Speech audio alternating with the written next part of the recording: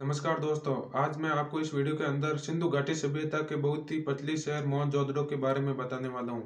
दोस्तों, मैं आपको इस वीडियो के अंदर बताऊंगा कि आज से तकरीबन 5000 साल पहले इस शहर के लोग किस तरीके से रहा करते थे तथा उस समय किस प्रकार के शहर हुआ करते थे तथा लोगों का जीवन किस तरीके का हुआ करता था। और उत्खनन के दौरान हमें जो जो भी चीज़ें प्राप्त हुई है उसके जरिए हमें किन किन चीज़ों के बारे में जानकारी मिलती है कि उस समय लोग किन किन चीज़ों का उपयोग करने जानते थे। तो आज की इस वीडियो के अंदर मैं आपको डिटेल में जानकारी देने वाला हूँ।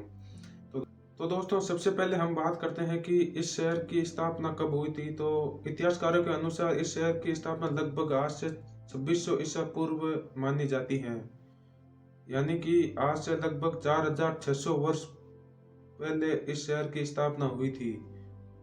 दोस्तों, यहाँ पर ईसा पूर्व का मतलब है कि यह घटना जो हुई थी वो ईसा मसीह के जन्म से पहले की घटना है, उसके बारे में यहाँ पर बात हो रही है।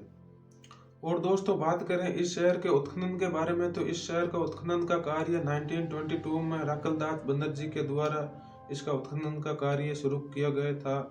और बात करें यह शहर वर्तमान समय में कहाँ पर स्थित है, तो यह पाकिस्तान के सिंध प्रांत के लरकाना जिले के अंदर यह शहर वर्तमान में स्थित है। दोस्तों, मोहनजोदड़ो का सिंधी भाषा में अर्थ होता है मृतकों का टीला।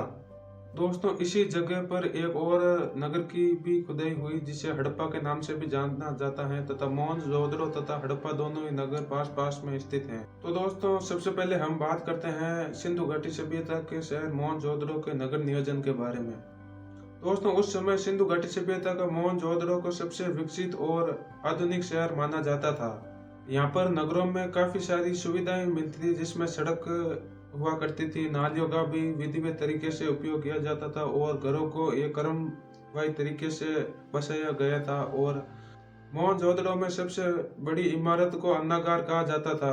दोस्तों, एक ऐसी जगह जहाँ पर अनाज को स्टोर किया जाता था उसे अन्नागार कहा जाता था।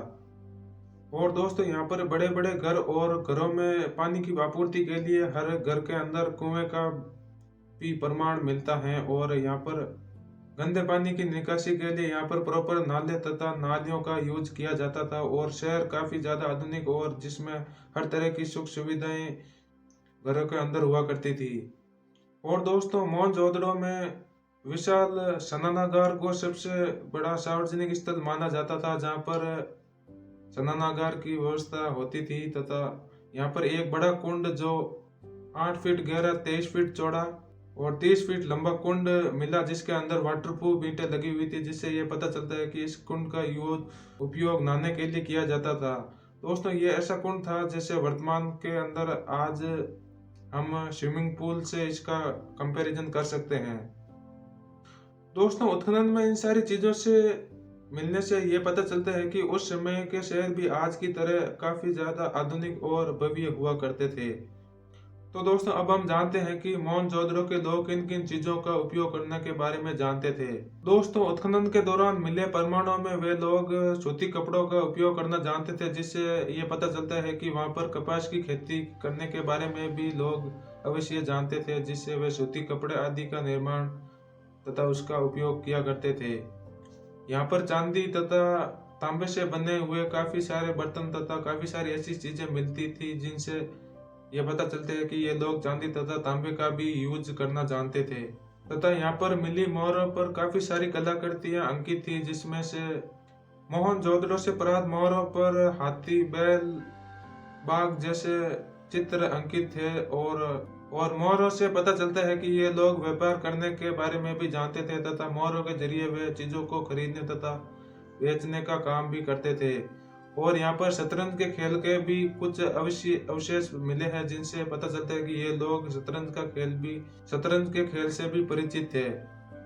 तो दोस्तों, उत्खनन के दौरान जो चीजें बरामद हुई वे आज भी आप इस फोटो के जरिए देख सकते हो। तो दोस्तों, अब हम बात करते हैं कि यह शहर किस तरीके से नष्ट हुआ होगा। तो यहाँ पर दोस्तों, इतिहासकारों के अनुसार बहुत सारे कारण बताए जाते हैं, जिनमें से जलवायु परिवर्तन, भूकंप और बाढ़ आने के कारण इस शहर का आदि सारी आपदाओं के कारण इस शहर को नष्ट या फिर इस शहर का अंत माना जा सकता है। दोस्तों, कुछ थ्योरी में इसका अंत जो है जमीन के नीचे दबने के कारण भी माना जा सकता है। तो दोस्तों इस शहर के अंत को लेकर बहुत सारी कहानियां आज हमारे सामने आई है, लेकिन इनमें से कोई भी कहानी यह नहीं दर्शाती है कि इस शहर का अंत आखिरकार किस प्रकार या फिर किस कारण हुआ होगा।